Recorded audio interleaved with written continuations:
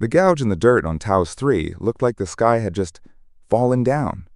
It was a violent, ugly scar in the middle of a silent desert.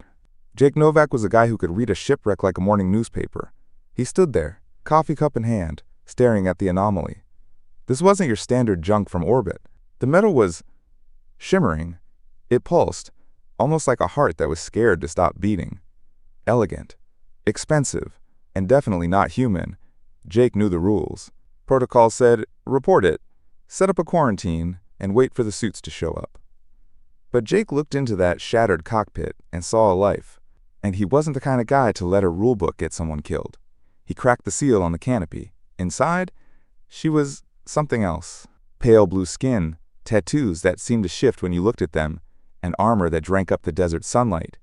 She was alive, but barely hanging on. Ignoring his station manager, who was screaming over the radio about space plagues and diplomatic incidents, Jake pulled her out. He carried the stranger back to his workshop, a safe haven of spare parts and jury-rigged wires. He had no idea that by playing the Good Samaritan, he'd just completely rewritten the future of the galaxy. She woke up 12 hours later. Her eyes were piercing gold, and her cover story was, well, it was almost too perfect. Zara, she said, told him she was private security, a cargo run gone wrong. Pirates. It was a story Jake had heard 100 times from smugglers passing through the outer rim. But the way Zara moved? That wasn't a smuggler's walk. As she healed up, they started fixing her ship. And that's when the cracks in her story started to show. It was the way she worked. She had this instinct for high-level engineering that was bordering on supernatural. She was rerouting power couplings and balancing energy flows with a casual brilliance that left Jake staring at her, wrench in hand. She claimed she just had good teachers. But her hands moved with the muscle memory of a master architect, not a hired gun. In the quiet hum of that workshop, smelling like ozone and old coffee, they kinda bonded. There's a raw honesty in working with your hands.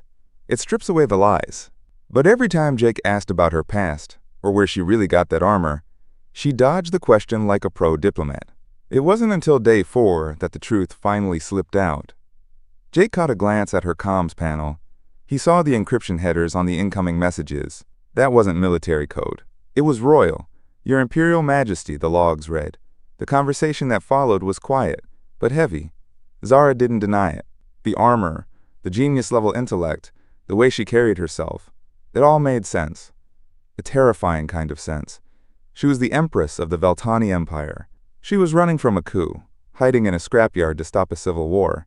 But secrets that big, they don't stay hidden. The clock was ticking. The proximity alarm screamed just as they snapped the final hull plate into place. 3 Imperial warships dropped out of hyperspace. They weren't here to rescue anyone. They were here to erase a problem. "We have to go," Zara said. Her voice changed. The warmth was gone, replaced by pure steel. The escape plan was desperate. A single-seat fighter for 2 people. Jake jammed himself into the cargo compartment, a dark, tiny box meant for luggage, not a human being. What followed was 43 minutes of sheer terror. From his cramped little box, Jake watched the tactical screens. Zara wasn't using a joystick. She was piloting through a neural interface. Her mind was literally plugged into the ship. She didn't just fly, she danced. She pulled maneuvers that should have torn the ship apart, dodging a gravity net meant to pin them to the ground. The ship groaned, metal screaming against the G-force, but Zara held it together. They were a gnat fighting a hurricane, but the gnat had the mind of a queen. With the hull rattling like it was going to disintegrate, they broke the planet's gravity and punched into hyperspace. They left the hunters clawing at empty dust. Destination: Veltani Prime. This place wasn't just a planet. It was a monument. A massive artificial world, glittering like a diamond in the dark. Landing at the Imperial Palace was a trip. 1 minute, Jake's in a dusty scrapyard. The next, he's surrounded by crystal spires and thousands of years of history. But the vibe was tense. Admiral Thevar, the guy behind the coup, had the 8th Fleet waiting. He claimed the Empress was dead. The Empire was about to crack wide open. Her advisors told her to fight. Burn the worlds to save the throne. But standing on the edge of war, Zara looked at Jake. The engineer who fixed her ship and treated her like a person, not a god. She realized the old ways, the secrets, the domination. That was the rot that was killing her empire. She chose a different path. "We won't fight them with weapons," she said, watching the enemy fleet gather on the screens. "We'll fight them with the future." The plan was a stroke of genius. In a frantic 48 hours, the palace turned into a negotiation room. Jake took the lead, translating Veltani tech for ambassadors from all over the galaxy. Pause for engagement. Would you give away your biggest secrets to save your life? If you believe in bold moves, hit that subscribe button right now. Zara offered the Empire's most guarded tech, neural interfaces, clean energy, medical synthesis, to her neighbors. In exchange, alliances. It was a gambit that pulled the rug right out from under the coup. She turned potential enemies into business partners. When Admiral Thavar showed up to demand her crown, he didn't find a weak, lonely girl. He found a united galactic coalition standing behind her. His story about a weak empress fell apart when faced with a leader who made the Empire stronger by opening the doors. The fleet stood down. The coup didn't end in blood.